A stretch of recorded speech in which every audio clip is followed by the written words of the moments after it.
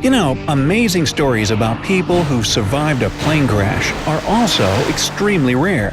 But what if I tell you that one man not only stayed alive after his plane dropped into the ocean, but also managed to fend off hungry sharks for a whopping 15 hours until he was rescued? It happened in 1986, and this man's name was Walter Wyatt Jr. The 37-year-old flight engineer was flying from Nassau, the capital of the Bahamas, to Miami on a rainy December day. He was the only person on board his twin-engine Beechcraft. However, it wasn't a peaceful flight. In Nassau, Wyatt had his navigational equipment stolen, and now he had to rely on a handheld radio and a simple compass. The plane had already traveled over Andros Island when the sky darkened ominously, and the compass needle started to gyrate wildly. Not to go off the course, the pilot tried to locate some landmark to guide him. At one moment, he noticed a chain of rocks which he believed led to Bimini, the westernmost region of the Bahamas. But as he lay a course to the north, following the rocks, he realized two things. First, Bimini wasn't about to appear from the raging waves, and second, he was absolutely, terrifyingly lost.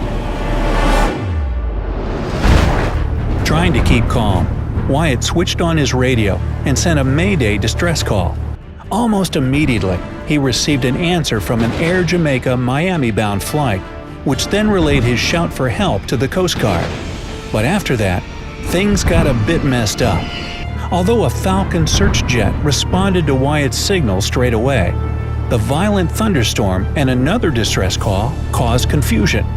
As a result, it took the rescue plane almost an hour to reach Wyatt's Beechcraft.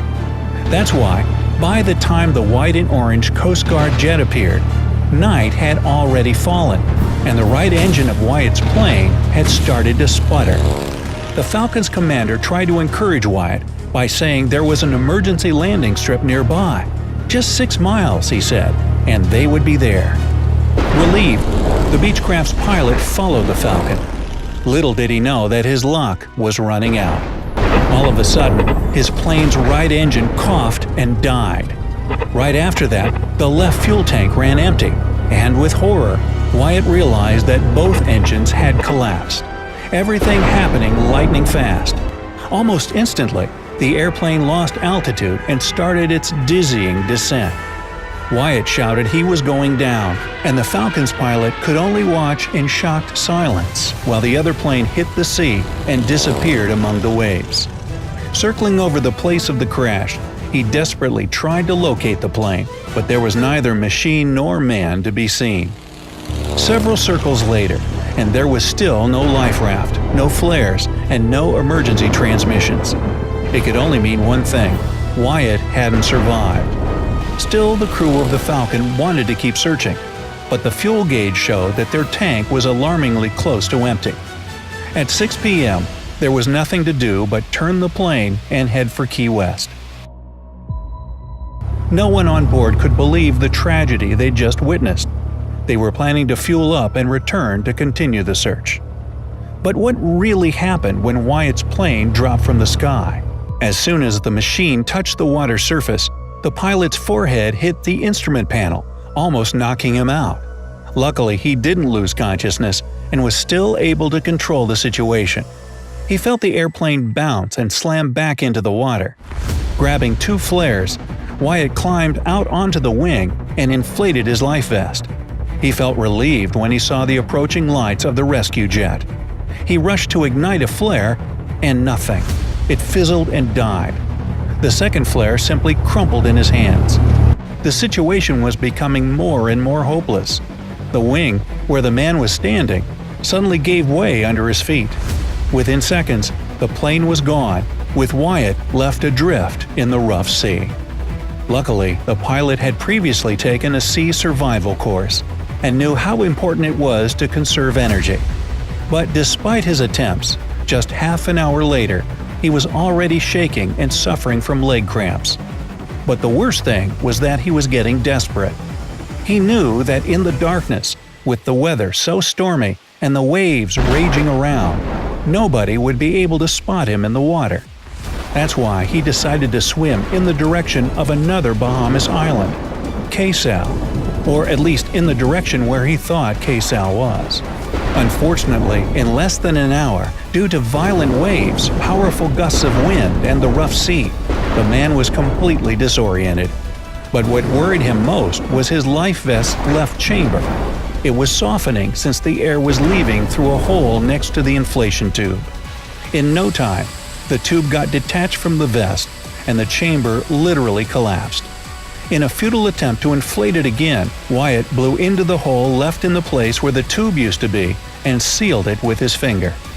On top of that, when the pilot hit his forehead against the instrument panel, it left a gashing wound which was now oozing blood.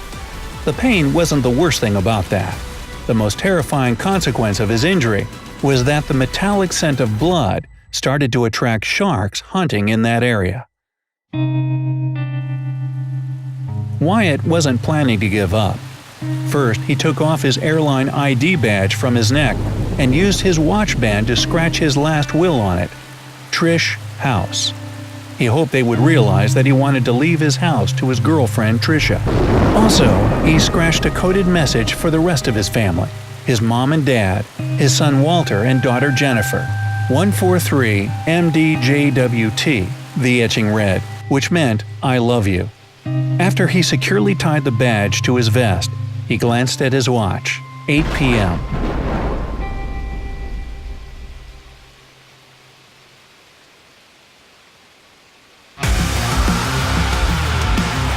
And then, out of the blue, he felt something massive bumping into his leg. Sharks had arrived to have their feast. The man was a pace away from a full-fledged panic attack. The sharks seemed to have left, but Wyatt knew once they smelled their prey, they would be back. Besides, the right chamber of his vest had started to leak before its inflation tube broke loose as well. Once again, the pilot blew some air into the hole and used another finger to prevent what little air was left inside from leaking out. He struggled to keep his head above the water surface and try to catch some rainwater with his dry mouth. Meanwhile, the crew of the Falcon, which had replenished its fuel supply in Key West, was flying back toward the spot where they'd last seen the Beechcraft. The rescue jet was being followed by a Navy helicopter whose task was to spotlight the sea below. Regrettably, the storm wasn't going to calm down, and visibility had fallen to almost zero. It was too dangerous for the people on board, so the order came to return to the base. The search was put off till the morning. Far down in the water, the exhausted pilot felt another blow on the leg. He kicked at it and, panicking, pulled his fingers out of the holes in the vest. Water started to fill it, and for one horrifying moment, the man went underwater. He pulled and tugged until he was free from the vest and managed to get back to the surface to gulp some air. It took him almost an hour to calm down. When he felt he could think logically, Wyatt filled the vest chambers with more air and rested his body on top of it. He didn't know how much time he spent rocking on the waves, but eventually, the sky got lighter. But just as the pilot started to feel some hope, he saw a nightmarish view.